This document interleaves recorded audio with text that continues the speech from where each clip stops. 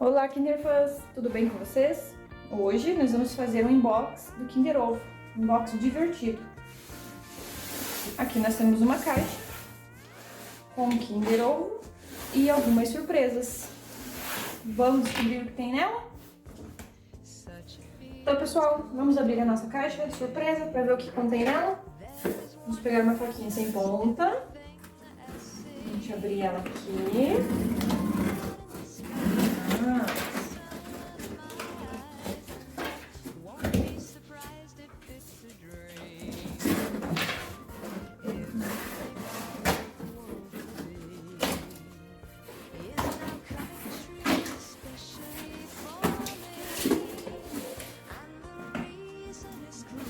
Olha só! Temos uma caixa de Kinder Meninos inteirinha para descobrirmos o que tem nela. Fechadinha, vamos abrir um a um nos próximos vídeos. Vamos ver o que mais tem nela. Uau! Temos uma caixa do Kinder Minions. Esse é muito legal, hein? Olha aqui, ó. Temos as coleçõezinhas. Será que vem completa? Vamos ter que descobrir, hein? O que mais tem aqui? Olha, temos um Kinder Meninas também. Também tá bem fechadinha. Tomara que venha completinha a nossa coleção.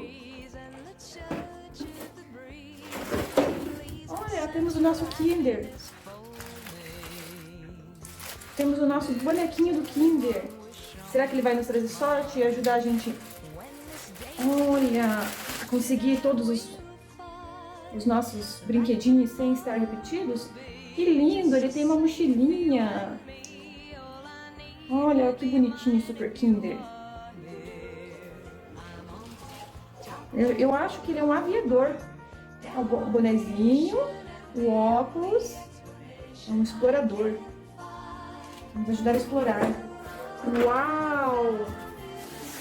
Olha, temos um caminhão do Kinder. Olha que lindo, gente. O caminhão do Kinder.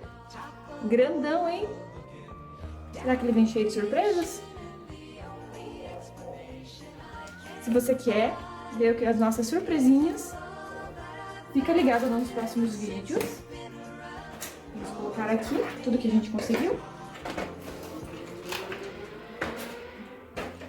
Se você quer descobrir quais são as surpresas, fique ligado nos nossos próximos vídeos. É isso aí, galera. Valeu. Tchau.